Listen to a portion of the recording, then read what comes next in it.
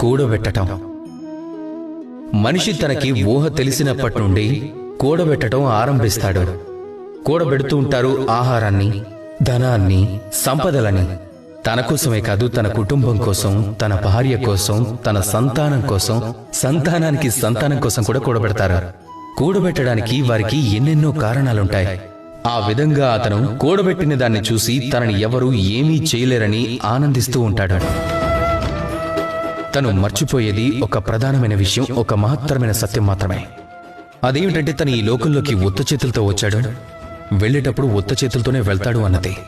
ఇక్కడ కూడబెట్టిందంతా కూడా ఇక్కడే వదిలేయాల్సి ఉంటుంది. ఇక తనతో పాటు వచ్చేది ఏమిటి అంటే తను చేసిన సత్కార్యాలు, అవి మాత్రమే. కనుక కూడబెట్టాలి అనుకుంటే సత్కర్మ ఫలాలను కూడబెట్టండి, ఆత్మశక్తిని ఆర్జించుకోండి. పైలోకంలో ఇదే మీకు మిగిలే సంపద కానుంది. మరి దీన్ని కూడబెట్టకపోతే ఎలా?